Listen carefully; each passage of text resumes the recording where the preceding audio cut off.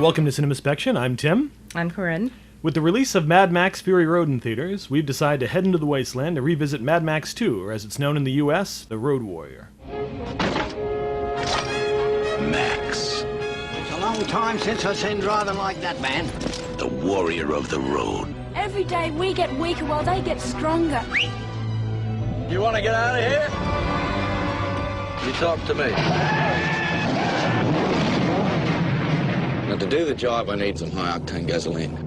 Got yourself a deal. You can run, but you can't hide! You gonna crash or crash through? I was wrong about you. I'm sorry. When it's every man for himself, and there's no place left to run. When all that's left is one last chance. Pray that he's still out there. Somewhere. Mad Max 2. Once he was a cop, a husband, a father. Now Max Rockatansky is a drifter, prowling the roads of a post-apocalyptic landscape, scavenging enough fuel to keep his car moving for one more day, one more mile. His quest for gasoline leads him to an isolated fortress built around an oil refinery, where the inhabitants are fending off attacks by a band of savages led by the towering Lord Humongous. Max strikes a deal with the colony leaders, offering to provide them with a tanker truck to aid in their escape in exchange for a full tank of gas. But after being attacked by Humongous's maniacs, Max joins the fight and jumps into the driver's seat as the group tries to crash through the gang's blockade. As per usual, we'll be discussing The Road Warrior in detail, so if you haven't seen the movie and want to remain unspoiled, we recommend you watch the film before listening to the rest of this episode. Okay, Corinne, so how did you first encounter this movie? Like most of the films that we've seen lately, I don't remember when I saw this for the first time. So watching it to prepare for this felt much like the first time I'd ever seen it. The first time I saw any of it, I remember going to the old Budweiser World of Wheels convention they used to run just outside of Boston. Yeah. And they had this tiny little robot floating around that had a screen built into it that was showing clips from this movie and having no idea what the heck I was seeing. And then finally, Mad Max used to run on the regular TV stations all the time, and me and my brother were really into it and caught it. So we finally rented this, and I was not prepared for just how violent and insane and enthralling this movie was. It is tonally different from Mad Max. Mad Max was more of a Last House on the Left type of situation. Like an exploitation and revenge thriller? Yes, exactly. It's almost as if they changed part of the mythos, which is something I do want to get into later, but it fits very snugly in with what we consider to be the archetypal Mad Max. I do think it's interesting how well it works as a sequel in terms of taking the character in a different direction and kind of continuing some of the themes, but also how well it works as a standalone movie. I mean, most U.S. audiences hadn't heard of Mad Max when they went to see this when it first came out, but were able to accept it just kind of on its own terms and get into it. Well, my problem with this movie trying to fit in as a sequel is that it does it in an info dump at the very beginning. We could basically accept this character with some other name and some kind of mysterious past coming in and doing all the things that Max does.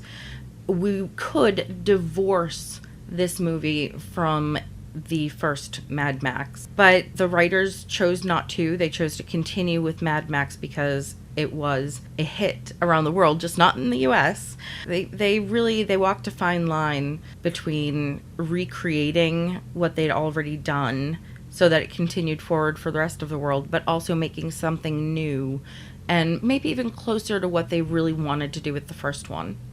We'll get into that in a bit. First, a bit of basic info on the movie. It was released by Warner Brothers on December 24th, 1981 in Australia, and May 21st, 1982 in the US. It was shot for a budget of $4.5 million.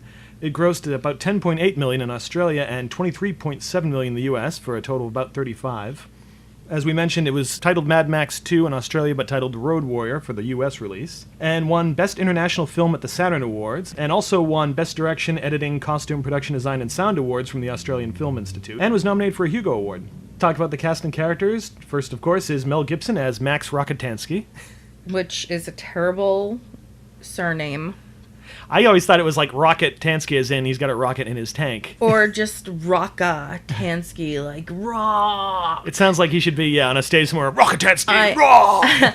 Previous to this movie, Gibson appeared in the drama Tim and, of course, the original Mad Max. But it would be this movie, along with The Year of Living Dangerously, that really brought him to the attention of U.S. audiences. And, of course, not long after that, he did Lethal Weapon, and then he was a superstar. But because he wasn't very well known when this was released in the U.S., he wasn't really a focus of the marketing. If you look at the movie poster, he's not even on it, which is unimaginable today. He is the title character, but he's never the main character. I'd argue even in The Road Warrior, even though he is the title character, he is the Road Warrior. He is not our hero. He's not our narrator, definitely. He usually seems to be more the catalyst for other characters to get where To they're find their going own or do strength. what they're trying to do. Yeah. I don't want it to be like, oh, he goes across the desert giving everybody peace and prosperity and some strength, because he really isn't. He's not a good guy. He's morally ambiguous at best. But he does act as a framework for these different stories to happen.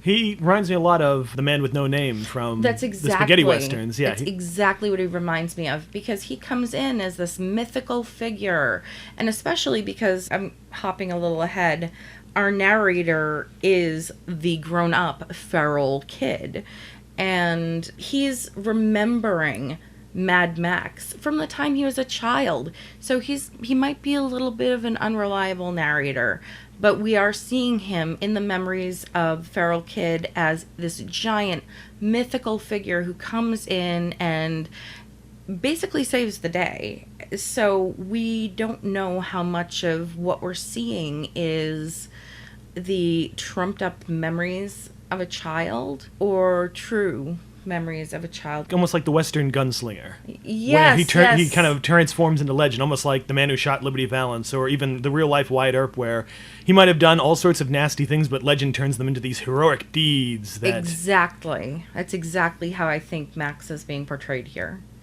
And following up on the idea of it being a sequel, I like how it continues sort of what we saw in the first movie, where he starts off as this regular good cop. He gets, as they say in the movie, hollowed out by the murder of his wife and child, and is left basically this wandering animal just prowling the wasteland. And here we see him start to come back from that in a way, or at least we see him make the attempt to come back from that. In the roar of an engine, he lost everything.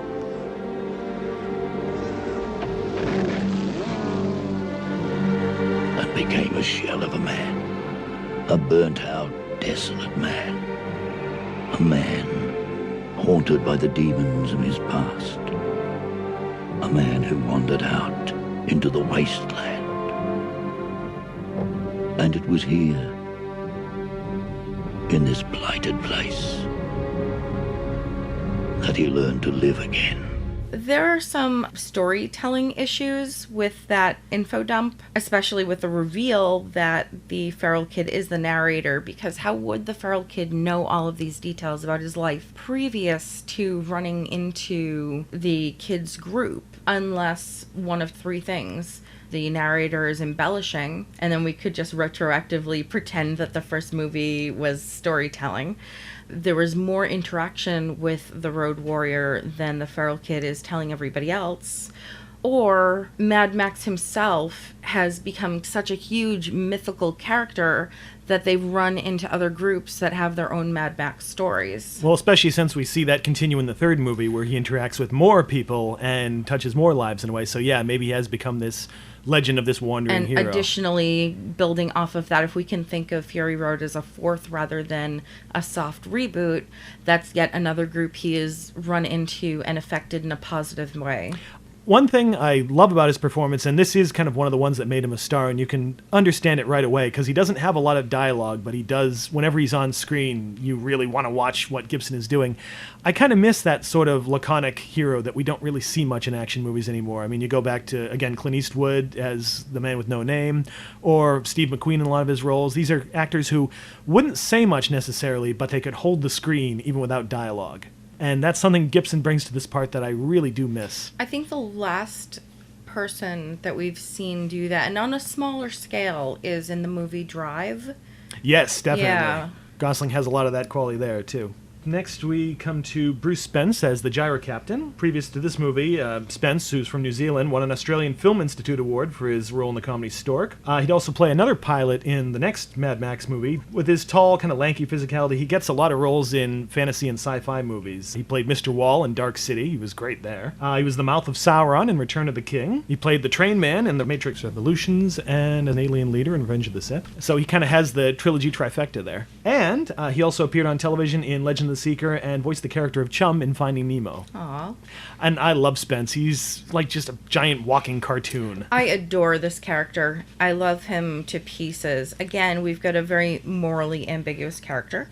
Because Max was so silent, he really didn't have much to say. It was good that they wrote in a character who just kept talking. He reminds me a little of, in the Warner Brothers cartoons, that little dog. Hey, Spike, you want to go do this? Huh, Spike? Huh, Spike? Yes, exactly.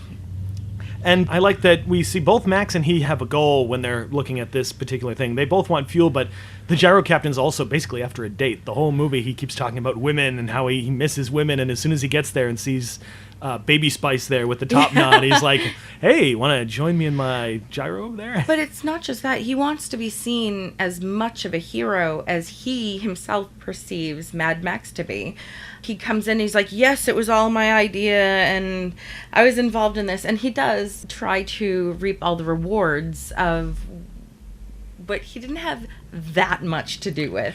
At the very most, 50%. He's very full of himself because he's coming in with Max, and never mind that Max basically took him captive and dragged him across the desert and left him to die. And then forced him to help him again. Exactly. It doesn't matter because Max, he's strong. Therefore, he's somebody to really, side up to and be like, hey, I can help you, even though Mad Max is really everybody else's protection. Yeah. Well, at the same time, he has a couple big heroic moments. He has the chance to leave with the girl, and she decides she wants to stay. And he really has no reason to stay at that point, but does anyway. We also see that when Max gets in trouble, he's the first one to fly out and try and help him. But we don't know why he stays when he could leave the group. We don't know if it's because the girl decided not to go with him. We don't know if it's because, well, there's more fuel here. It could be just that he felt like he didn't have anywhere to go. Possibly. When she does decide to stay, there's that great moment where he says, okay, all right, he doesn't really fight it, but just kind of looks after her and is like he's considering and trying to think of what he's doing. Or that moment where he sees the smoke on the horizon, he's like, oh, bloody hell. And he knows he's going to have to go out and get Max. Yes. He's steadily gaining not just a sense of responsibility, but nobility through the film. And in the end, he's throwing napalm on guys, and he does crash. And I think he's earned what he was trying to claim early in the film. He earned all of that glory that he'd been trying to steal in the beginning of the movie. And as a reward, he becomes the leader of their group eventually. Yes. I also like that despite him being a cartoon, we see he's actually kind of a sly character. He picks out that Max is pulling a trap when he's reaching for a weapon under the engine of the car. Hey! A fella. A quick fella. Might have a weapon under there. I'd have to pin his head to the panel. He knows immediately what Max is up to, and except for the dog, he might have actually gotten the better of Max in that particular instance. Yeah. It's difficult because in this film, I know that Mad Max is not our main character. We've talked about that. But it's possible that the gyro captain is, because he is with Max from almost the very beginning. And as he leaves the movie, at the very end, when the credits roll, he's leading this group of people. And, Mad Max has just gone on his way out into the next town. It's also worth noting that the gyro captain kind of gloms onto Max in almost exactly the same way the feral kid does. That both of them are like, we want to be hooked up with this guy. Yes. I've more to talk about with that later. Well, first we'll talk about Michael Preston playing Papagallo, the leader of the colony. Preston had previously appeared as regular on the Australian TV show Homicide. He'd also make guest appearances on Fairy Tale Theater and the A-Team in the U.S., and he would appear as the title villain in Metal Storm, The Destruction of Jared Sin, this terrible 3D movie from the 80s that I kind of remember fondly from being on HBO. I think I may have seen him on Fairy Tale Theater and maybe A-Team, but I would not have been able to pick him out of a lineup. He is kind of the standard, selfless, very noble-sounding leader in this one. Yes. The leader who knows he's not quite capable, but he is the guy willing to take it on. He has the vision. But remember one thing, that is more than just a tanker of gas. That is our lifeline to a place beyond that vermin on machines. That's 2,000 miles from here. How do you expect us to get it there? Drag it? If we have to, yes, there's always a way. But the first step, defend the fuel. And he can recognize somebody who can do better than he can. And I like this idea that, as he puts it to Max, we've all sustained losses, but this guy has tried to rise above them and has put together this group as a result of that, which is pretty noble. I think in a lot of other films, and also considering George Miller looked at The Hero's Journey by Joseph Campbell, this character, Papagallo, as, might be part of his name, he should have been our old man, our sage master of sorts. Little bit annoying, but has the wisdom to help the hero see his true potential. And some nobility, too, especially once we realize, looking back from the end, where we find out that the tanker truck is actually filled with sand and is a decoy, and realize that he was planning to drive that truck, we realize the risk he was willing to undertake. Yes. And we see it in that moment where he says, I'll drive the tanker, and he's staring at that hourglass, realizing he's probably going to get killed the next day when he does this, but he thinks it's okay as long as he can get the rest of the colony out to safety. Right. Next we come to Emil Minty, I love that name, as the feral kid.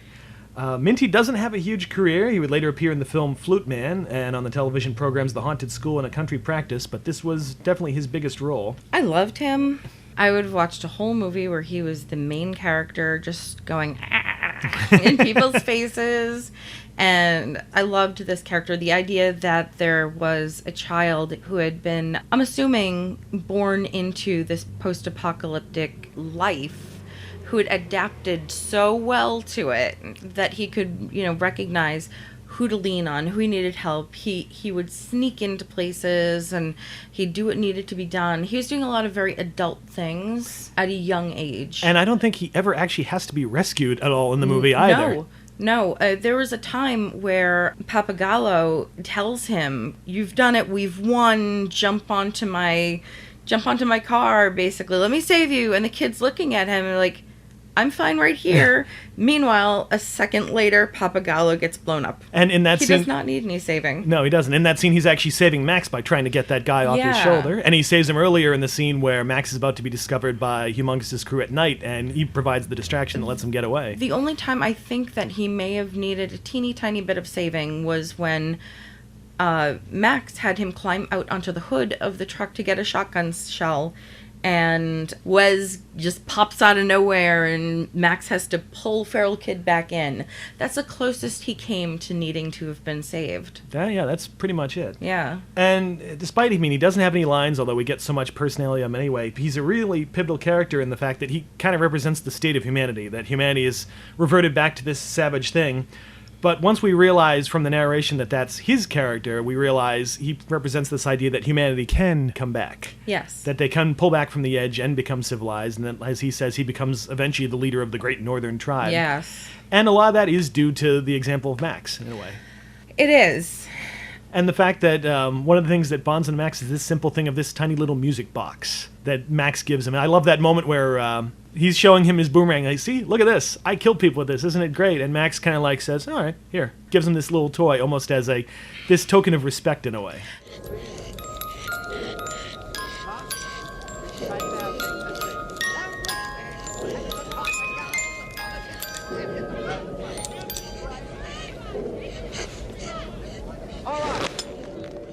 One mistake.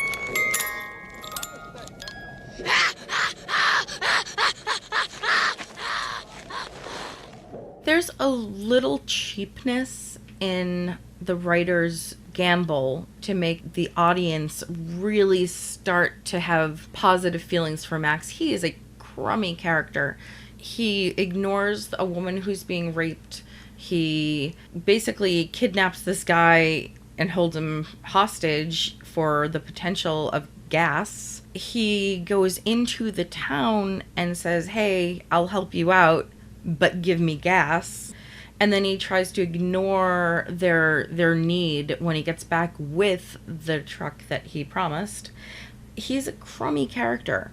The writers have decided to kind of offset this with, but he has a dog. He has a dog, and the dog is loyal to him, and he is good to the dog. And then on top of it, they compound that mistake with, and kids, little kids like him, and he's kind of nice to them. So I feel like that's way too cheap. I don't like being bought off with children and animals.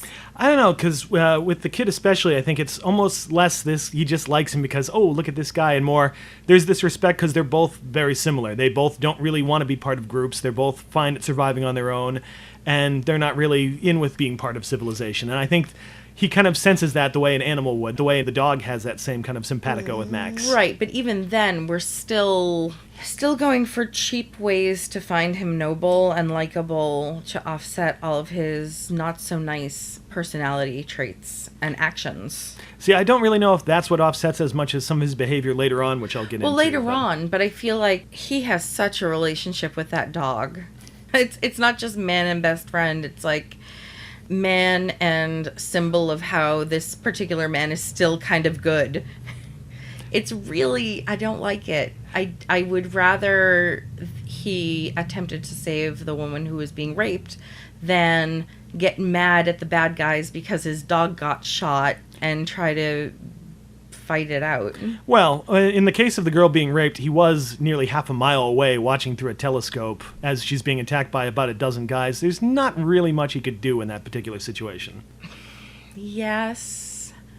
But again, that's writing. He didn't have to be that far. It didn't have to be in the film. Well, there's also the fact that the dog is his last tie to his family, because Yes. we actually see him getting the dog near the end of Mad Max, right while they're on vacation. That's true. That's something I didn't remember, but yes. And also, I think it goes to the idea that he doesn't trust people at all. This animal he can trust. This animal he doesn't feel is going to stab him in the back. In a way, it's this weird idea that a wild animal, or semi-wild animal, is more trustworthy than any human that he encounters. Well, he's certainly more loyal. We definitely see that, yeah. That dog is pretty amazing. Next we come to Virginia Hay as the warrior woman, and that's really the only name she gets in the movie. You get feral kid, warrior woman.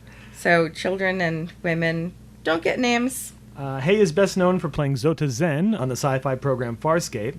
Unfortunately, she had to leave that role because the blue makeup she was wearing was causing her health problems, which is a shame. From what I remember, she was great in the show. She was a former model, and this was actually her screen debut. She'd also appear in the James Bond movie The Living Daylights, and star in the TV revival of Flipper in the mid-1990s. And she doesn't get a whole lot to do in the movie, but I like her character. I like that she's not a romantic interest for Max, which you'd still kind of expect around this time period. And that it's kind of similar to Melina in Total Recall. The first time she sees Max, she's completely suspicious of him, thinks he's just another savage and just wants to throw him out. Look, I just want my gas. I want to get out of here. Now, give me For all the... we know, he's one of them. Give him nothing. That's right, he's a parasite. Trading in human flesh, mercenary trash. I agree. I liked as much of a character as we were allowed to have with her. The only thing I noticed about her in particular, in contrast with not just every other woman in that clan, but every character, she is cleaner than all of them.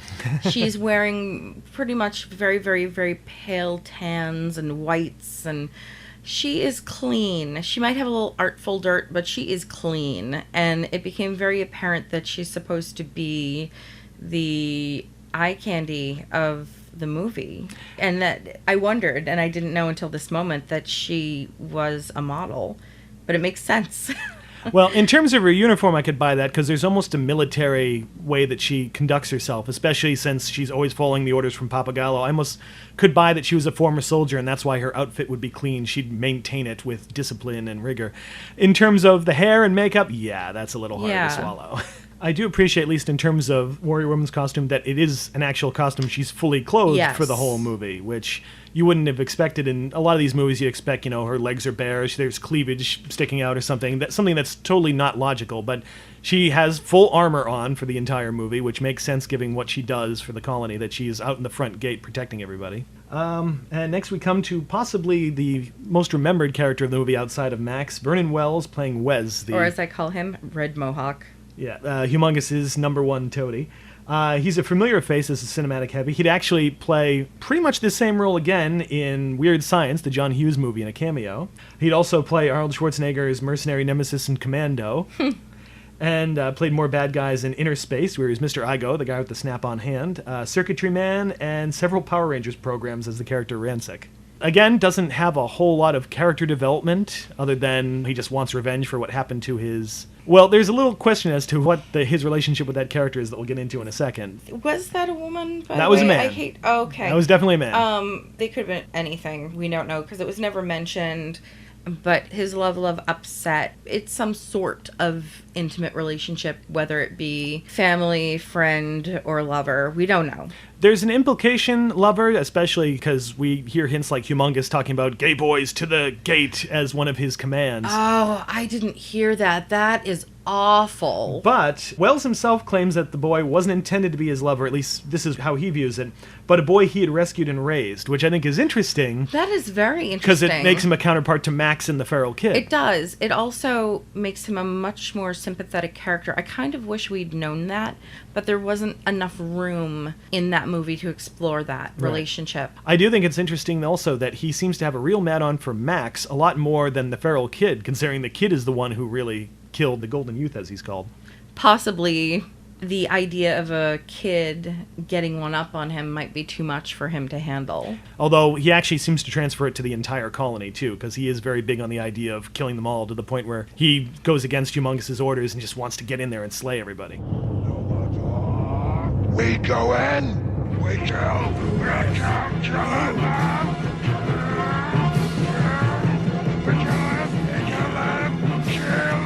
At this point, it's really deep speculation, but it's just possible that he saw Max as a very strong person in this group who had already escaped him once and must get him first. So, sort of like Animals, since they keep making the dog comparison, it's the alpha male thing. He sees this one, and this is the guy I have to slay. Absolutely. The whole sexuality question does bring up... Do you think the way the villains are portrayed in this movie seem to suggest that a different sexuality, not just gay relationships, but the fact that they're wearing bondage clothing for a lot of it, is being used to make them scary to audiences, which unfortunately did come up a lot around that period. I'm not sure if it made them scarier or just immediately recognizable as other. They're wearing the uniforms of alternative lifestyles, which are not our lifestyles, but alternative lifestyles. So you should be wary of those people. It definitely plays on some learned prejudices. It's kind of unfortunate. It's one of the few real sour points I have with this movie that comes up. Speaking of the villains, next we have Kjell Nilsson as Humongous. Nilsson was a Swedish weightlifter. He'd also appear in a bit part in the Pirate movie. He became an actor after his wife, Australian actress Kate Ferguson, urged him to try out for roles in Australia, and this is the big one that he got. Here's an interesting bit of trivia. In the writing stage, this never really made it to production, but the original idea was that Humongous was going to be revealed to be Jim Goose, Max's partner from the first movie, who got immolated in that car accident. I think that would have been amazing. However, I understand that they were trying very hard to capture the U.S. audience, and they weren't going to be able to do that by marketing this as a sequel. So they had to kind of take as much of its sequelness out as possible. We couldn't have a reveal of this partner from the last movie because the U.S. audience did not see the last movie. And it would have had to have taken up a lot of screen time to explain how that character, who was such a nice guy, if a bit of a jerk in that film, would turn around and be this raving maniac in this one. It would have changed the film from episodic to continual. That one change made a difference to the rest of the series. It's a bit of a cliche, but watching Humongous this time, I couldn't help but think that he's sort of being painted as a Hitler character. There's kind of this idea of the question of appeasement. He keeps claiming that if they just walk away and give him the compound, he'll leave them alone. There has been too much violence, too much pain. None here without sin. But I have an honorable compromise. Just walk away. Give me the pump, the oil, the gasoline, and the whole compound, and I spare you lives. Just walk away. I will give you safe passage in Wasteland. Just walk away, and there will be an end to the horror. Yes. Which goes to the, just give me Poland, and I won't bug the rest of the world. Exactly. idea. And when we see him giving his big oratory address at night, he's using a lot of Hitlerian kind of gestures and hand motions and stuff, and the way he riles up the crowd. And he basically crucifies the characters he's kidnapped. Do you think that Humongous would have honored his... Oh, absolutely not. You'd have to be desperate or silly to take him up on that option. We will quietly sneak away because he won't do a damn thing. Nope. Yes. Anyone who extorts you and says, well, the terror will end once you give me what I want, yeah, that's not going to happen. They're either going to want a lot more until you just can't give any more, or they're just going to backstab you. Continuing kind of the Nazi imagery is that case that he keeps his gun in that has a big Death's Head logo on it. Yes. And also a picture of somebody in military uniform next to a bride. And it's too small to see on screen. I wouldn't be surprised if it turned out to be a Nazi uniform that the guy's wearing. It's also worth noting that he's wearing the hockey mask and making it creepy before Jason would put it on. Yeah. He is a pioneer in the hockey mask villain portrayal. I also like the touch that even though we don't get to see his face, there's one close-up where we can see that they gave him contact lenses to make his eye look kind of screwy and creepy. Didn't notice that. And we see that one shot of the back of his head where we see they actually gave him a prosthetic appliance so his vein would pop up. Not just that, but you could see that even in this movie, they're showing just little hints of what's happening and how the world got this way. This man, this villain, has no hair. He's just got little clumps of stringy hair, which, of course, brings to mind radiation poisoning. Yes, exactly. And it's a nice contrast that he looks disgusting and kind of disheveled up top, but his body, he's this giant, huge, hulking Arnold Schwarzenegger-shaped guy. Yes. That he likes showing off, clearly. Alongside him is Max Phipps as Toady, his sort of crier and announcer, if you will. Phipps also appeared in the Australian film Thirst and television programs such as The Miraculous Melops, Fire, and Farscape. And he is kind of the classic wormy servant and a total sycophant character. Toady is appropriate. But he also has what for me is one of the creepiest scenes in the movie when the feral kid lets out his boomerang and Toady tries to grab it and reaches up and slices his own fingers off. And the whole gang laughs and there's this moment of shock for Toady and all of a sudden he kind of starts laughing too. And it comes across for me as this victim of bullying who's trying to laugh to lessen the abuse he's going to get. And you've got to wonder, is he laughing because he's insane? Is he laughing because if he doesn't laugh, he's going to be beat upon? Or is he laughing because everybody else is laughing and he thinks he should laugh? Yeah, it's like if he shows weakness, he knows he's doomed, he's dead. That moment, that was the most horrifying moment of the whole movie, and I hate to put that below a lot of the other scenes in terms of horrificness, but it showed just how out of touch with their own humanity these characters are. Not that they would just do these things, but that they would also turn on each other as quickly as they were willing to turn on everybody else. And that this moment of violence against one of their own people is an occasion to laugh at, that it's amusement. Yes. It says a lot about the world they live in. These particular characters, because you notice inside this oil oasis, they're much more civilized. Yeah, when one of their characters dies, there's mourning, there's grief, yes. They're shaken about it, absolutely. We also have Archie Whiteley playing the captain's girl, Baby Spice there, who almost runs away with the gyro captain. Whiteley also appeared in the Australian movie Razorback, Scandal, with Joanne Whaley and Bridget Fonda, and Princess Caribou. The captain's girl fulfills one role, which is to motivate the gyro captain into staying with the people of the oil oasis so that he can fulfill his quote-unquote destiny to become leader of that tribe, to become a better person, less of a person who is looking out for himself and more of somebody who's looking out for the community. I would suggest she actually has one other role, and that's sort of to represent what the average person in the colony is. I mean, we see all these other characters who are either kind of apparently part of the council that's ruling it, or they're mechanics, or they're warriors who are involved in defending it, and she's kind of one of the ones we see who's not actually doing any of that, who's one of the civilians, if you will, who's in the middle of this. And we see at the beginning of the movie, she's much more for the idea of leaving the compound and just taking off. I wish it could have worked, Abigail. You can't expect to compete with that. Every day we get weaker while they get stronger. It's finished. I'm sorry. And I think that moment where she decides to stay isn't just motivating the gyro captain, but showing this idea that now the people of the colony are starting to believe that this plan could work, that there is hope. But do you also believe that in a situation like that, in a world like that, there could be even one person who is the quote-unquote common person who doesn't do anything of importance? I'm not saying they would kick her out, but they'd find something that she could do. Well, I'm sure she does something. It could be raising the animals, it could be agricultural or something, it could be maintaining stuff, but the point is, she's not one of the ones we see occupied with her duties over the course of the film. Yeah. So she represents sort of the non-fighting portion of the group. Maybe she's the welcome wagon. Maybe. And the last one we are going to mention is Moira Clow as Big Rebecca. She also appeared on the television program Prisoner, Cell Block H, A Country Practice, and the TV show of The Beastmaster. And she doesn't have a lot to do, but I actually like her character, that she's sort of the political opponent of Papagallo. She's the one promoting the idea of taking Humongous up on his offer and just leaving and walking away. You heard what he said? It sounds reasonable. We don't have to die.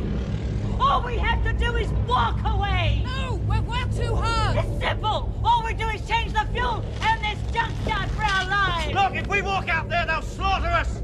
They'll set us loose and then cut us down like pigs. No, listen to them. And while it doesn't sound like the wisest decision, you can understand how after she watches her son get killed right in front of her, she doesn't have any faith in this idea anymore. This idea of spending their lives defending this thing with no real chance of escape. I did like her character. Her character kind of fell away, though. There was so much going on toward the end of the film that her character just kind of shed off into, I think, the bus. The other characters pair up where some of them die, but we never really find out what happens to Big Rebecca in the end. The only other thing I'd suggest that gives her an arc is the moment where she gives Max a whole bunch of shotgun shells that she's been saving. Yes. Which almost, I wouldn't say it makes him sort of a surrogate son, but this idea that she has faith in this guy. After being the first one to want to toss him out and assuming that he was the one responsible for killing her son, that she does believe that now he actually is a good guy and is trying to help them. Let's talk about the crew. We have director George Miller. Besides the Mad Max films, Miller directed the most celebrated segment of Twilight Zone, the movie, the remake of Nightmare at 20,000 Feet, which is absolutely awesome. The Witches of Eastwick, Lorenzo's Oil. He also directed and co-wrote the children's films Babe, Pig in the City, and Happy Feet 1 and 2. In fact, it's kind of strange that after this middle section of his career, after doing these violent movies, and even Witches of Eastwick is pretty gruesome, he turns to kids' movies and has these huge hits with those, and then jumps right back into Mad Max after years and doesn't seem to miss a beat. He had received an offer to direct First Blood, the Stallone movie, but turned it down and was going to helm some rock and roll themed movie with Terry Hayes, who had written the novelization for Mad Max. And when that fell through, they decided they'd make a sequel to Mad Max, and he wanted to improve on the original because he didn't really feel he had the budget to make the original vision he wanted with that film. It was partially that this movie was closer to what he'd envisioned for Mad Max. Yeah, I mean, the original Mad Max has great action, but doesn't have a lot of it, and you can feel he really wanted to pour it on with this one and get as much as he could. It isn't just the action in the first one that's different from the second one. It's just the look. Everything is grimier, piecemeal outfits, and it's almost as if he just didn't have the budget for the costumes, for the makeup, and he did what he could, and he did something great. Mad Max was great.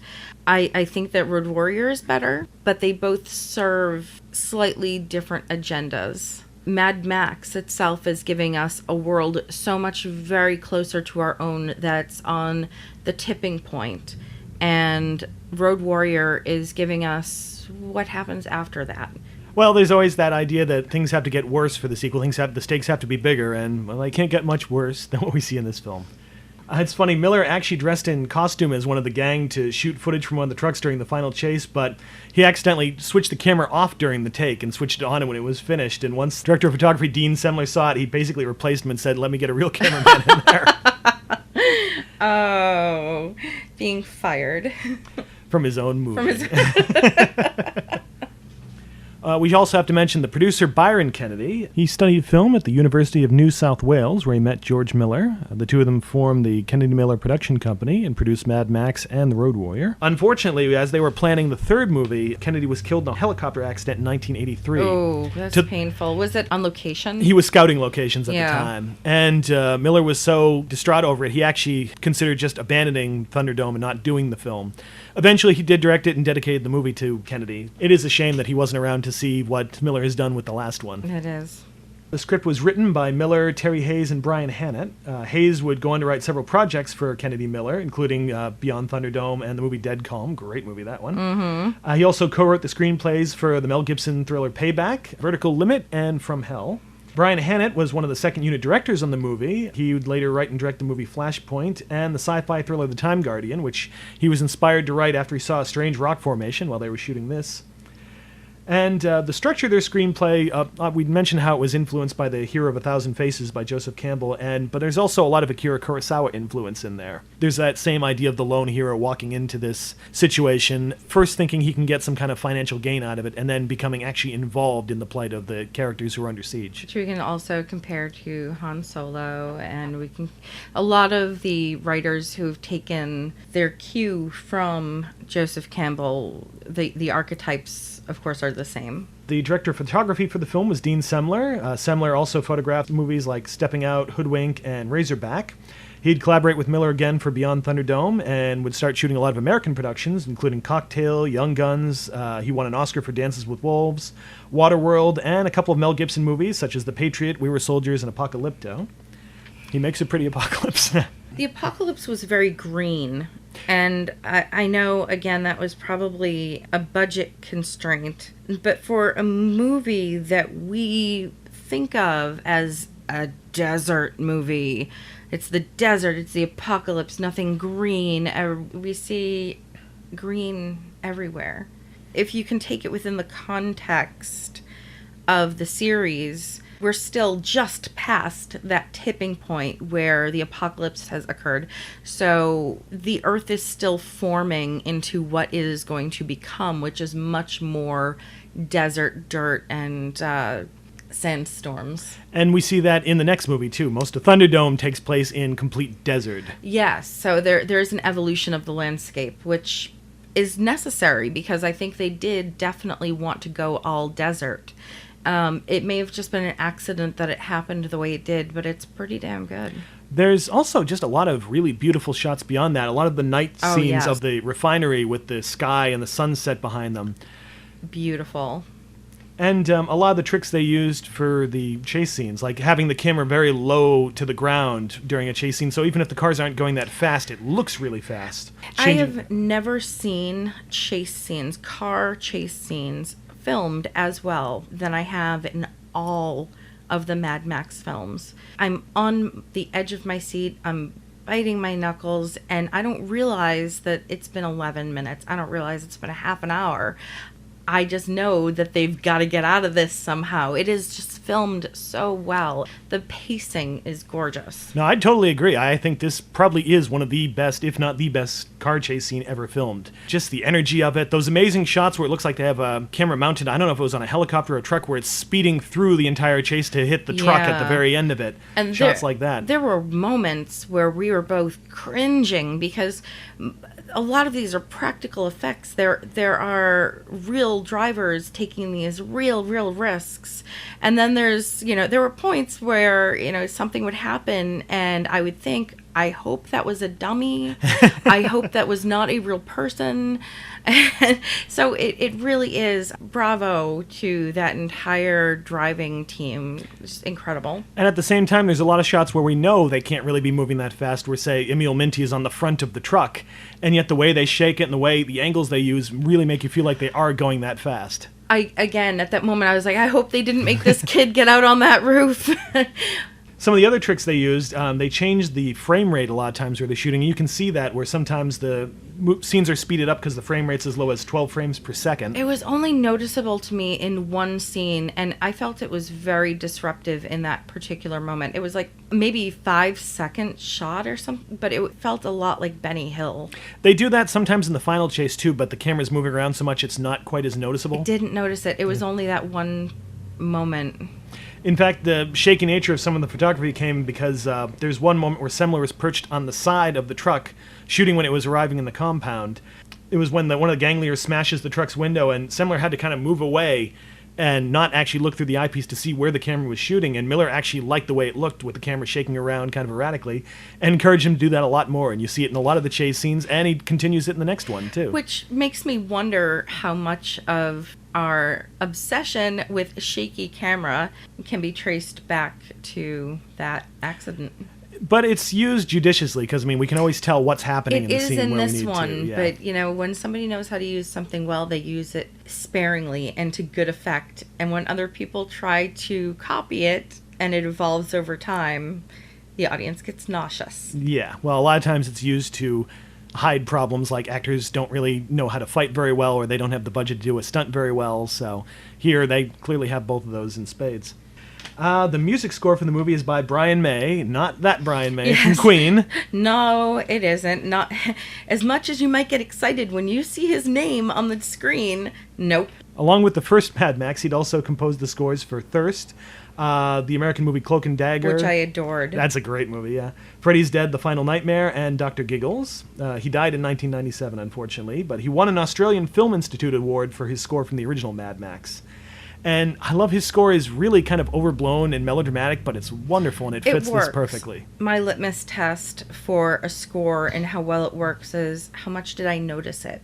And I did not notice May's score, which meant it was doing its job. It was creating an emotion in the audience rather than overwhelming the action. And I like the range it has. Like during the prologue, it has this mournful dirge quality to it and kind of emphasizing the tragedy of everything that's happened. And then it can turn around and have these incredibly exciting bits during the action scenes with those screeching horns as it's flying alongside the truck. And the kind of melodramatic heroism of Max as he's running around doing all of his things. The art direction for the movie was by Grace Walker. Walker would also serve as a designer for Beyond Thunderdome, as well as Crocodile Dundee, Dead Calm, Pitch Black, and another post-apocalyptic production, The Walking Dead. As far as art direction goes, we don't talk about it too much, but he has done so many different styles of film. And obviously, he's really fantastic at the post-apocalyptic stuff. I mean, you can see a little bit of the Mad Max in The Walking Dead, just the earth tones and the dirt, the worn-down quality of yes, everything. and everything is worn and sweaty and real, and you can practically smell the actors. But Dead Calm is fairly clean. It's very whites and blues and Pitch Black, of course, which goes to, again, post-apocalyptic in look, but it is much more sci-fi. The range is really wonderful. Just watching the movie, I was kind of amazed by all the tiny little details. Skulls on the roofs of cars. Mm-hmm. The way you can see, all right, this is the piece of a chassis of this type of car put onto this entirely different kind of car. Yeah. All these kind of Frankenstein automobiles that are cruising around in the whole film.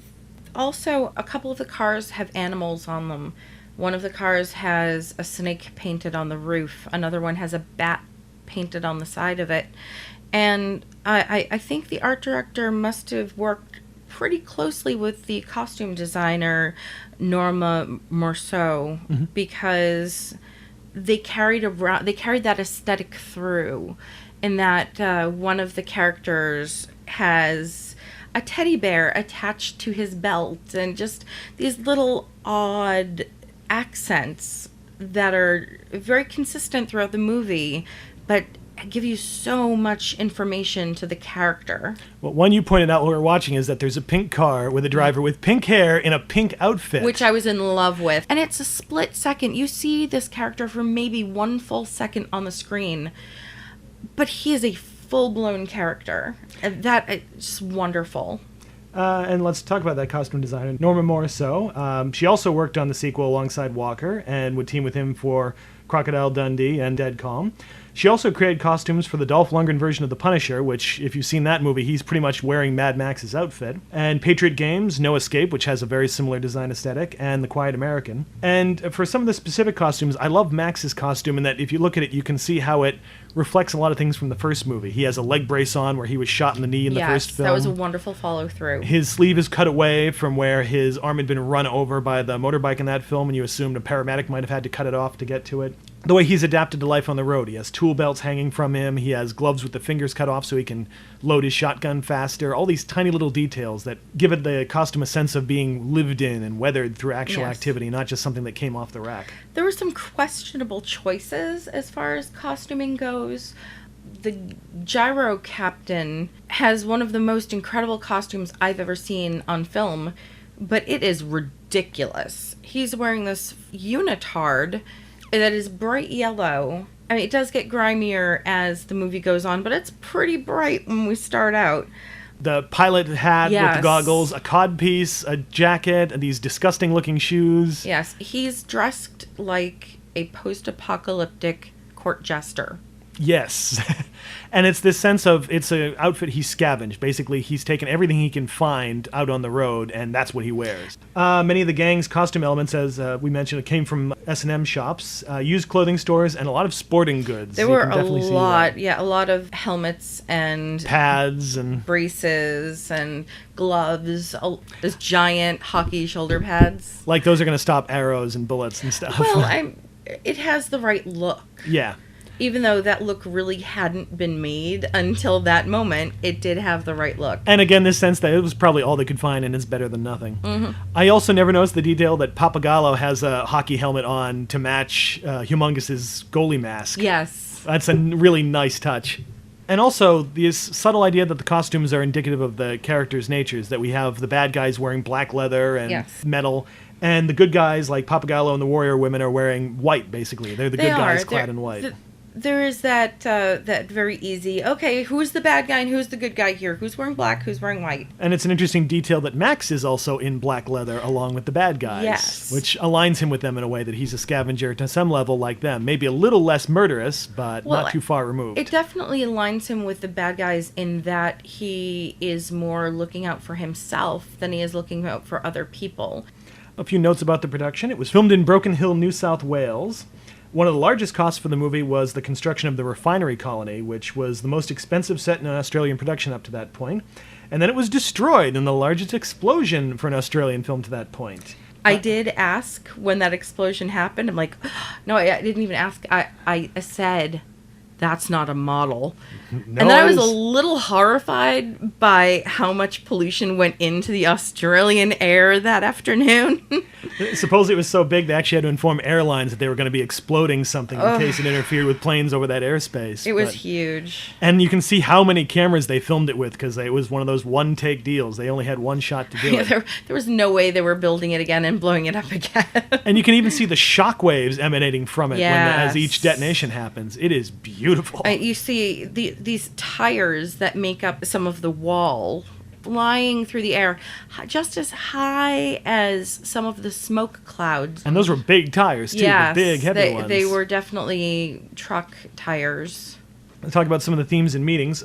Primarily, of course, there's the oil crises. The film coming out in the early 80s would have followed two really large-scale crises in the 70s, in 73 and 79, where oil prices were fluctuating, and you'd have that classic image of long lines at the gas station as motorists were panicked and started buying up as much gas as they could. Although technically, with their motors idling in line, they actually wasted more gas than they actually picked up.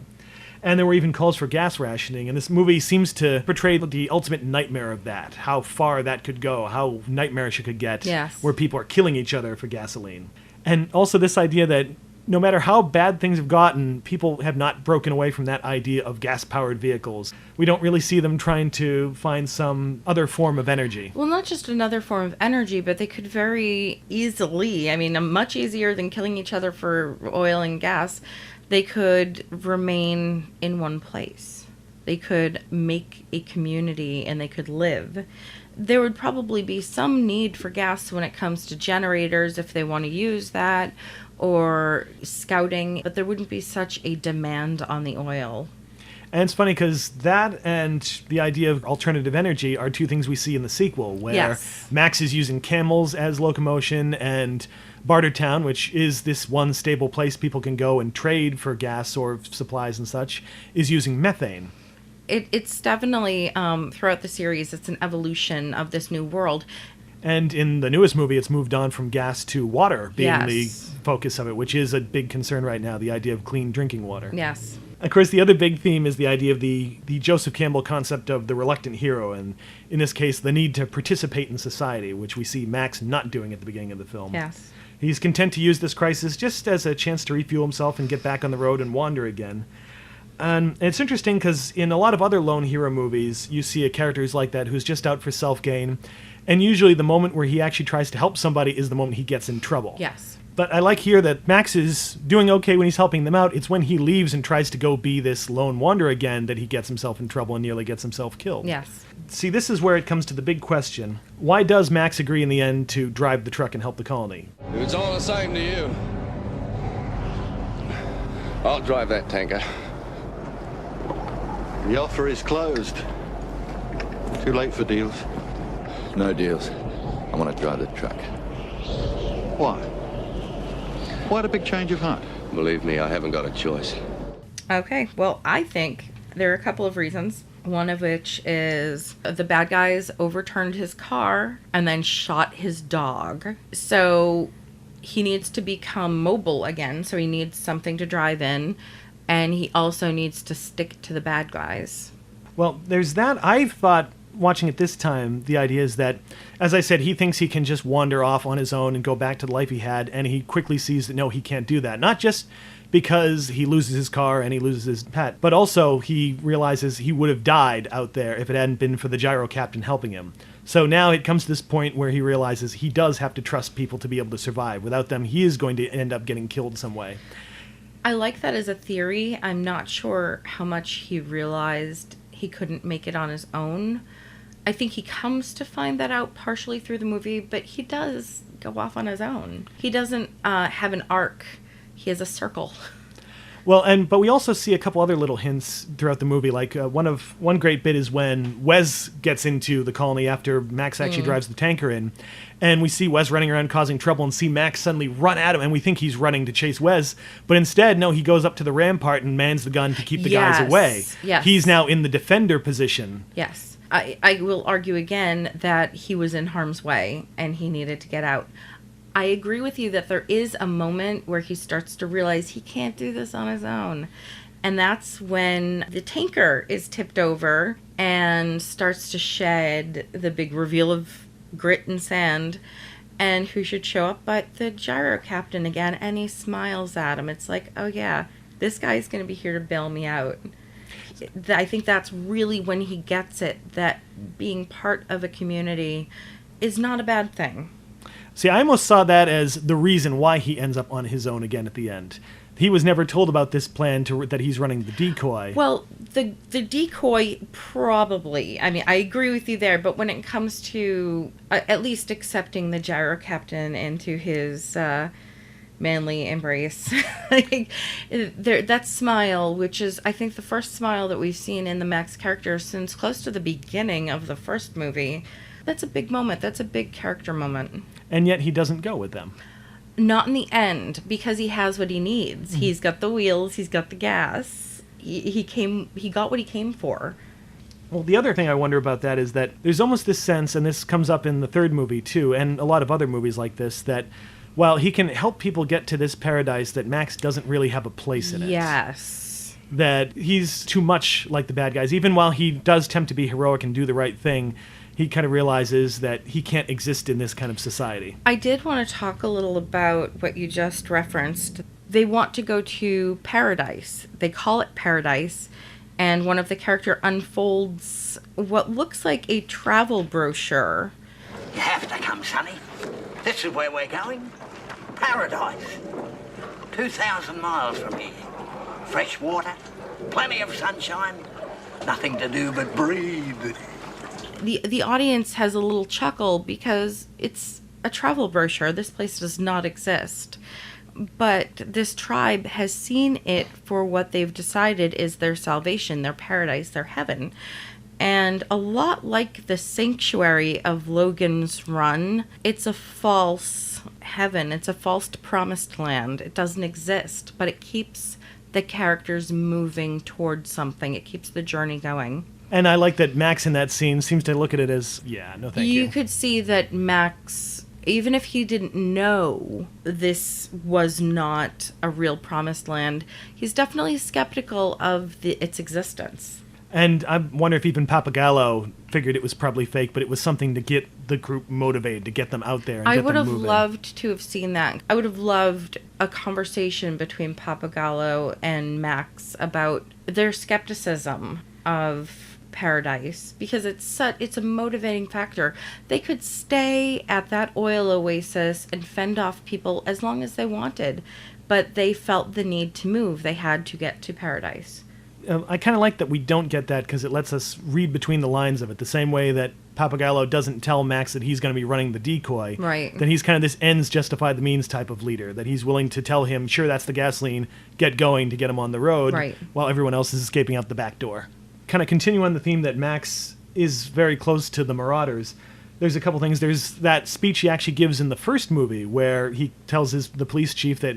I'm scared, Thief. You know why? That red circus out there. I'm beginning to enjoy it. What is this, Bunny Week? Look, any longer out on that road and I'm one of them, you know? A terminal crazy. Only I got a bronze badge to say I'm one of the good guys. I like that mindset has basically infected him completely by the time we get to him in this film. And also Pappagallo's speech to Max, when he's trying to convince him to join them, that if he doesn't join them, he is just one of those guys. What are you looking for? Come on, Max, everyone's looking for something. You happy out there, are you? Hey, wandering? One day blurring into another?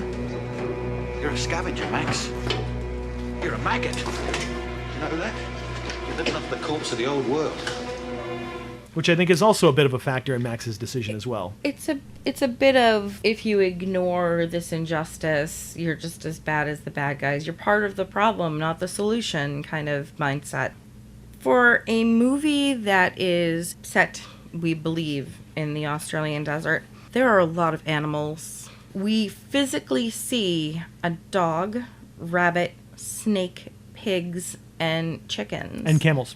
We do see camels? There's a shot very early on when the gyro captain and Max are first scoping out the refinery where we can see that there are camels penned up outside of it. And then not long after, we see that pen on fire. Okay, I did not see that. And that not necessarily breaks what I wanted to talk about, but it changes it a little bit. The rabbit, dog, snake, pig, and chicken or rooster, they're all part of the Chinese zodiac. I can't make any other connection besides that it exists. There are other animals that are mentioned, but we don't actually see. Toadie, whose name is basically Toad. Max is called a puppy. He's also called a maggot, both of them slurs. And Wes is called a puppy, too, by Humongous.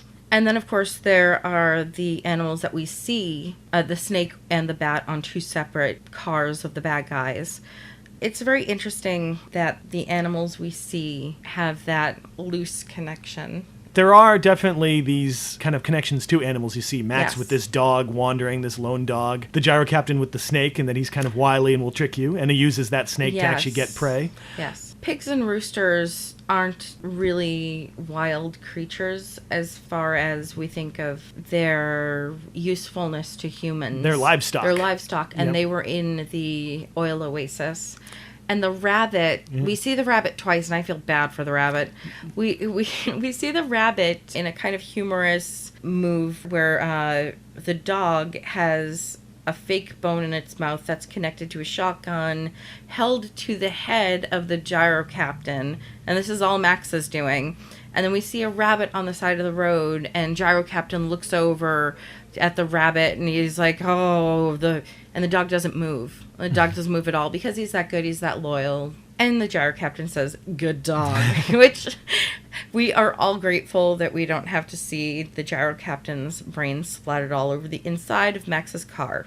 However, we see the rabbit, and it might not be the same rabbit, but these are the only 2 rabbits we see in the film. In the next scene is shot by one of the bad guys. Well, actually, there's another bit to that. When the gang shows up in that scene and all the animals are panicking, we actually get a shot of the rabbit running around inside the colony, which might make it kind of symbolic of them trying to escape, and what happens if they try to escape. Boom. Right. It was like, this is the prey animal. This animal, the dog, who would naturally attack a rabbit, has chosen not to. And then, of course, we can go in and the rabbit is prey and they will take any shot they can. So I guess that would be another reason not to trust these guys. Yep. They shoot rabbits. Just for fun. And by the way, in reality, Miller assures us the rabbit was fine. The rabbit was not harmed for the shooting. Yes. I also like the detail that when Max is having his car confiscated when he enters the colony, he plays it cool, he doesn't react badly. It's when the colonists start attacking the dog, when the dog is attacking one of them, that he gets involved and like, no, leave him alone, and jumps and starts pushing them away. Which can be read a lot of different ways. You know, the dog is loyal to him, so he's loyal to the dog, or vice versa. But it's also, again, a very easy way for us to connect with this character of Max. I mean, one of the things that villains do in really cheesy books or cheesy novels is the first thing they do is they kill the dog. Because then you hate him. He killed the dog. So could be a kind of stand-in as to how moral these characters are, if they're going to befriend a dog, attack a dog. The only person that we see wear any type of animal skin is a villain. Well, and the feral kid, too. Oh, I forgot the feral kid did have fur of a sort. But I think it's kind of a hint again that while all he says he wants is the gas and to get in his car and drive away, he's willing to let the car go without too much of a fight, but he will stand in and fight for the dog. Absolutely. I did want to talk just very briefly about the bookends of the movie. In the beginning of the movie, we get a lot of stock footage and a voiceover of a narrator we don't know, and of course some quick flashes of the last movie to fill us in on Max. And then we launch into the movie.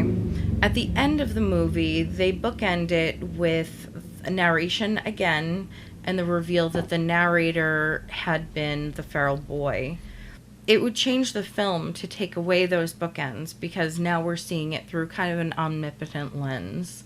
We're not seeing it through the eyes of a memory of a child. Yeah. I do like the idea that all the stock footage we see is old footage from like World War II. Yes. Almost the idea that this is all these characters, whenever they get to wherever they're going, confined of the old world, so this is what they assume the war looked like. Or even possibly the filmmakers have decided to say this is when it started. It started as far back as film goes. Let's get into some of the little bits of trivia. There are a lot of cuts made to the film regarding the violence, both for the Australian Film Board and the MPAA. Notably, a shot where Wes pulls an arrow from his arm was originally a lot gorier, and the razor boomerang embedded in the head of his partner there. Those cuts have never been restored. What about, there's this quick little flash cut when 2 of the characters smash heads. Do you know what I'm talking about? Yeah. I wonder if that was a quick cut for, because you never see their heads connect. And I thought it was interesting at the time, and I like it. But do you know anything about that particular choice? I think it might have been because you notice he does that to one of the guys who's mounted on the truck earlier in the film. Yes. And that guy's still alive later. Yes. And yet the guy he headbutts, later on we see him when Max is recovering from his crash and the guy's forehead is caved in. Yeah. I almost think it was to emphasize that Wes hit him so hard he basically crushed his skull. Okay, because it was a very interesting cut, but I was wondering if it was for a rating or if it was artistic. In this case, I don't think it was to hide the fact that heads weren't making contact. I mean, that could be the case. Maybe when they looked at the dailies later, they realized that Vernon Wells didn't come close enough to pull off the effect. But it's easy to shoot that with the angles and make it look like they're actually making contact. So I think it was more for style to imply that the head was so heavy it killed this guy. And it's effective when that screen just goes white for just a fraction of a second, just a fraction. It's almost like you have been clocked in the head and you're seeing stars. Yeah, like you're dazed from the head. So effective. It is very good. Also, we're also missing an opening scene to the film that was cut for the U.S. release. Really? Where originally Max drives by this farm and sees Wes and the group ransacking it, and Max drives off and they hop on their bikes and chase. That moment where it zooms out of the engine would have just been to show time has passed and that these guys have caught up to Max. I do enjoy that the movie basically starts with a big chase. In fact, there are 2 sets of bookends. There's the ones that are the narration bookends, and then within that, on each side, beginning and end of the film, there is a giant car chase. That's true. And with some of the same participants, too. Yes. Also, there's an amazing stunt where the stuntman, he's driving on a bike, hits a cart, and flips end over end, flying toward camera. Oh, it was awful to see. Originally, supposedly, the stunt wasn't supposed to go like that. That was an accident that looks amazing on camera, but was really painful for the guy. He broke his leg, and if you watch, supposedly his leg is kind of at a weird angle as he's turning end over end. I didn't see the broken leg, but I definitely saw him flying end over end, and that was definitely a person. It looks very scary. Yeah. And it's become one of the most famous action shots in the movie. It was in a lot of the trailers. Oh, you can tell the difference between a controlled stunt and a stunt that is just life. I would say one of my first thoughts is of Death Proof. Yeah. And you know Zoe Bell is on that car. You know it, you can tell. They might be going slower than they're portraying in the movie, but she's on that car, she's doing those stunts. But when you see something similar when somebody's in a rig, if they slightly go to a side where they shouldn't be, or they would have fallen and it's still in film, you can see even that brief moment. Practical effects versus special effects when it comes to stunts is superior. There's not that sense of chaos, Yeah. of that sense that something can go wrong, which sounds horrible, but it does add something to the stunt. There's one where the Wes character, when Max is driving the tanker truck to the colony, and Wes hops up from one of the pickups onto the back of it. Yes. And it looks like the stuntman is having trouble, like he could slip off at any second. Then finally he gets on and waves the truck away. That was a really hairy moment. Yeah. And having said all of this, I absolutely respect stunt performers and the work that they do. I understand deeply that their job is extraordinarily dangerous and that precautions are taken not just to save them, but also, because producers think of this stuff, save on insurance. It's a fine line because no movie is worth somebody actually dying in the production of it. But at the same time, that risk does show up on film, I think. Yes, absolutely. And I wish there was a way not just to skirt that line, but for it to be safe without looking safe. Yeah.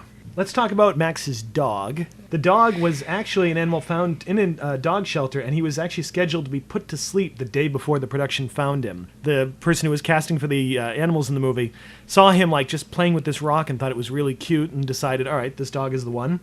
So they trained him and actually gave him earplugs for all the scenes where he was in the car because... Oh, that's great. Because otherwise the noise was making him anxious and he tended to wet himself in the seat. I feel for the dog a little bit in that he's about to be put to death and he gets put in situations that make him wet his pants. Or his lack of pants. After the movie, he was adopted by one of the cameramen and supposedly spent out his days living on a cattle ranch peacefully. So that's wonderful. Good ending for him. It's hard to notice, but the name on the oil tanker that Max is driving is Seven Sisters Oil. I saw that, and I only know about Seven Sisters as in, the mythological Seven Sisters, and I didn't know if there was anything else you could tell me about that. Well, it supposedly refers to this sort of conspiracy theory that there's this group of oil companies that form the Consortium for Iran cartel and supposedly conspired to control the world's oil supply and manipulated prices and prevented the creation of technology that would actually improve gas mileage and maybe wean us away from oil dependency, which Very ties into interesting. the society we see in the movie pretty well, and that idea of, well, why didn't they kind of adapt? So did the director and the writers, did they not necessarily buy into this conspiracy theory, or is this a conspiracy theory that they latched onto? Well, the cartel definitely existed. It's more a matter of how much they actually were doing behind the scenes that the conspiracy theory part comes in. Okay. The final truck collision was deemed so dangerous that when the stuntman volunteered for it, he wasn't allowed to eat for 12 hours just in case they need to rush him out for surgery in case the stunt went wrong. Thankfully, it didn't. At this point, had there been some kind of unionization for stunt drivers? Because I know in the first movie there really hadn't been, and they were just guys who... I'm not sure for Australia. I know there was for the U.S. by then, but with different countries and at different budgets, the rules are kind of wavy Yeah. sometimes. I know, for example, in Hong Kong movies, there weren't really rules for protecting stuntmen or actors, so a lot of times actors would be in real peril for those. I'm not exactly sure what the level of it was like for Australia. Okay. The bodies that were mounted to the front of Humongous's car, for that shot where they're smashed into the tanker truck, they were actually dummies with watermelons for heads, and I never noticed it was effective. I never noticed before that moment where you can see the heads actually explode. That was gruesome. I saw the heads explode. I did. I didn't know quite how it was managed, but oh man, that was just gross. Good old-fashioned watermelons. Gallagher would be proud. Let's talk about the legacy of the movie. Obviously, post-apocalyptic movies never really looked the same after this. No, they all had that very dirty look. It was almost as if, we understand now that in a post-apocalyptic society of, the type we're going to portray, water would be difficult to come by, and who would really care if our clothes were clean? So, yeah, we've seen movies like Steel Dawn, that terrible Patrick Swayze one, Cyborg, Waterworld, which is pretty much this movie on the water, The Book of Eli, Hardware, The Postman, No Escape. We could go on for at least 100 titles. Yeah, Six String Samurai. Even in literature with The Road, I'd say, takes a lot from this movie. The Road absolutely does. It turns a lot of conventions on its head, but it does take away the idea of a very dirty apocalypse, but also a lone or, a man and a child, which you can probably trace back even more with Joseph Campbell. And even a few specific things like that quest to reach the coast, that we just have to reach the coast and everything will be fine. And that theme of trying to protect what little of humanity is left in terms of morality. In that book, it's called, Do You Carry the Fire? Them carrying the fire. And in this, we hear it in Pappagallo's speech to Max. Do you think you're the only one that's suffered? We've all been through it in here, but we haven't given up. We're still human beings with dignity. Of course, this is one of the movies that made Mel Gibson a huge star. And also, of course, a big influence on how action films are shot and edited. Yes. I mean, you can see the quicker shots, very fast editing for a lot of it. I mean, to the point where some bits, like we said with the two guys in the front of the car, are nearly subliminal. You can barely make them out, but they do register. All right, what was your favorite scene for the movie? My favorite scene is the introduction of the feral kid. We know immediately this kid does not mess around. He's out there in full view of our bad guys, basically taunting them and throwing weapons and just laughing. You know immediately this is a character you're gonna like. You don't know if you're gonna like because he's crazy or because he's gonna be good, but you like this kid. For me, it's actually a really small beat of action that I love, and it comes after one scene that terrified me as a kid, I think because I got in the wrong context. After the warrior woman is shot and she's kind of hanging from the side of the tanker, yes, we have these guys who are trying to pull her off, and at the time I assumed it was because they wanted to do rather disgusting things to what was left of her. Now I realize it was just they were trying to pull the two of them off to their death, but I love the moment after where that same car is crawling up on the side and Max just swings out of the door with the shotgun, boom! Shoots one shot, wipes them out, and the kid just starts laughing and giggling. Yes, so it all comes back to Feral Kid, because he's the best character in this whole film. But it's that moment where it doesn't just feel like Max is doing it to protect himself. It does feel like, in a way, because he can see what's happening in the side view mirror, it's almost revenge at that moment for what happened to those two people. That it comes after the warrior woman has admitted, okay, I was wrong about you, you are okay. Almost like he's avenging the two of them. Plus, just the editing of that moment where the door opens, the camera zooms in, and he just comes out with a shotgun. It's and that shot has been seen 100 times since then in Terminator 2, I think, but not the first one. We've seen that arm out with big shotgun, one shot, bam, so many times since this movie. In most of the video releases, it's the shot on the back of the box, him hanging out of the truck with the gun pointed at camera. What would your recommendations if somebody likes this movie be? If you liked this movie, the first thing I would point you toward is another sort of post-apocalyptic, grimy film called Cherry 2000. It stars Melanie Griffith, and she is a prostitute. And that's as far into the spoilers as I want to get. But that it does involve a lot of cars and big sweeping chase scenes and things you weren't expecting. And it takes the idea of technology in a different direction than Mad Max does. But if you want to check out a post-apocalyptic movie that you haven't seen or heard of or might be a little off the beaten track, go check out Cherry 2000. The other suggestion I have is purely for the cars. There are so many car movies, and I wanted to recommend them all, but in the end, I'm going to go with Death Proof. Quentin Tarantino directed and written, and I chose that one because it references every single movie that deals with car chases that you absolutely should see. So watch Death Proof, read some of the information on it, and look at all of the other wonderful car chase movies. For me, I'm going to start with a bit of an odd one. It's actually the Western Shane from the 1950s with Alan Ladd, which on the face of it doesn't seem like it would have much to do with this movie, but thematically and in terms of that character, I mean, this could almost be seen as a remake. You have the gunslinger who shows up to help these people who are being harassed by other gunslingers, and even the relationship between Shane and Van Heflin's son in that one is Max and the feral kid all over again. There's even that moment where he leaves and the feral kid is just watching him go that I expect him to start screaming out, "Max, come back!" In a way, Shane kind of adopts the, I'll take this entire scenario and make it a different genre in that, say that Lucas did for Kurosawa, taking big elements that make the movie recognizable and then just changing the genre.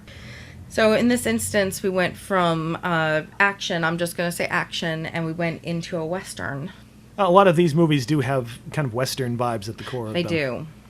Next would be one I mentioned briefly in passing as one of the movies influenced by this one, No Escape, with Ray Liotta and Lance Henriksen. Ray Liotta is playing a very Max character, again a man of few words, who's reluctant to do anything that doesn't really help him. But in some ways, they do some interesting character stuff with that, where we start to realize that Liotta has a lot more going on than we actually see. And Lance Henriksen, who's pretty much playing the Pappagallo character, who's developed this whole moral code for the prisoners in that they have to be of use and help the group. And if they don't help the group, they are exiled. And the fact that he recognizes these kind of the dark impulses in these guys and tries to bend them to a better purpose, to something larger than themselves, is a really interesting dynamic in that movie. Plus, Stuart Wilson's an incredibly hilarious bad guy in it. He's a lot of fun. And the last one is another post-apocalyptic film, A Boy and His Dog, with Don Johnson, where if you want to get to a really unlikable protagonist in the post-apocalypse, he's the guy. I saw that movie when I was like 16, and I was not prepared for it, and I remember just hating it. I hated that movie so much because I just did not like him. I couldn't appreciate a dislikable main character. It's a movie I should go back and look at. It's a very mean, cynical movie. It is. But it's also kind of hilarious on that level. All right, any final thoughts you wanted to make on Mad Max? No, we've covered everything I can think of. All right, and we do urge everybody out there to see Fury Road, because it is fantastic. It continues the story of Mad Max rather than reinventing it. And I know we talked a lot about stunts, and from what I've read, from what I've seen, the stunts were done in very similar ways in Fury Road. Just lots of practical stunt work. That ends our conversation, but not the discussion. If you'd like to have your say about The Road Warrior or feel that we missed something, check out the comments section of this episode on cinemaspection.blogspot.com and start talking. Email your comments, complaints, questions, and suggestions to cinemaspection@gmail.com. You can also like our Facebook page, and if you're on iTunes and like what you hear, please subscribe to us, and if you have a moment to spare, leave us a review. We appreciate any feedback you can offer. We'll be back to discuss another movie next time. Until then, remember to keep watching closely. There's more to a movie than what's on the screen.